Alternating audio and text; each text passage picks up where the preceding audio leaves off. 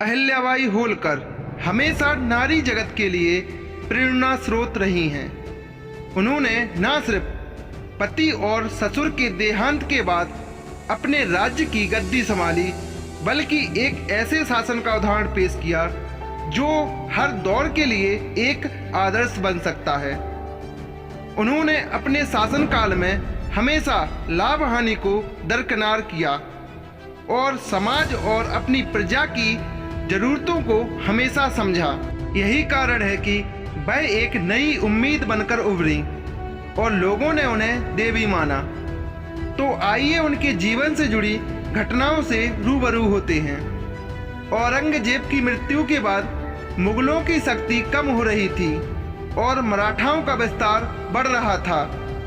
इसी कड़ी में पेशवा बाजीराव ने अपने सेनापतियों को कुछ छोटे छोटे राज्यों का स्वतंत्र प्रभार सौंपा। मल्हार राव होलकर को भी मालवा की जागीर मिली, तो उन्होंने अपने राज्य की स्थापना की और इंदौर को अपनी राजधानी बनाया।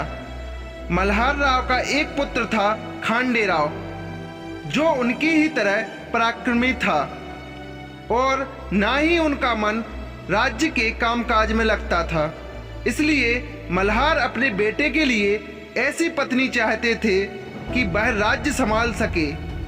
एक बार उन्हें कहीं से लौटते हुए शाम हो गई थी, इसलिए उन्होंने पास में मौजूद चौंदी गांव में ठहरने का मन बनाया।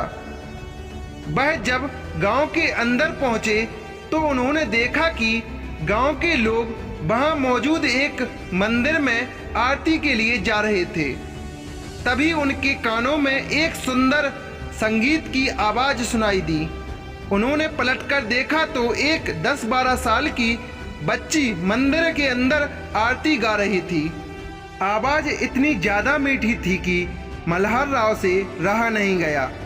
उन्होंने अपने पास से गुजरने वाले एक लड़के को रोका और उससे पूछा कि यह बच्ची कौन है।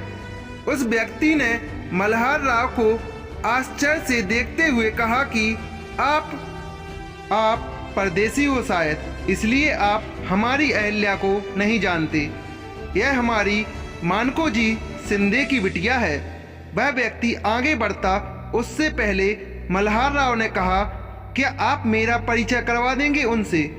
जवाब दिया, क्यों नहीं, और मल्हार राव को अपने साथ ले जाकर मानको जी से मिलवा दिया। मल्हार राव के नमस्ते का जवाब देते हुए मानको जी ने कहा, माफ करिएगा, मैंने आपको पहचाना नहीं। इस पर मल्हार राव ने कहा, कैसे पहचानूंगे, मैं यहाँ पहली बार आया हूँ, पेशवा का सेवक हूँ। यह सुनकर मानको जी की आंखें चमक उठी।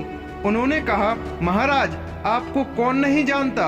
आपकी यश और वीरता के किस्से किसी से छिपे नहीं हैं। अगर आप अनुमति दें तो आपका आज रात के लिए अतिथि सत्कार करना चाहता हूँ।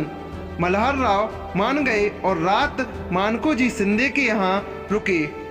शिंदे ने अपनी बेटी को आवाज लगाते हुए कहा, अहिल्या, इन्हें प्रणाम करो।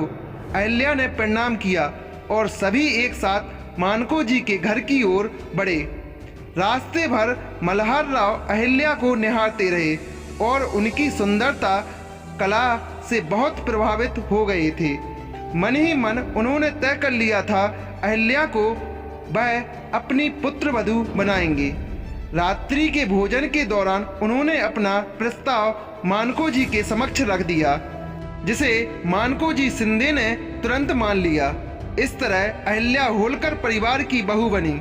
अहिल्या ने ससुराल पहुंचकर जल्दी ही अपने व्यवहार से सभी का दिल जीत लिया।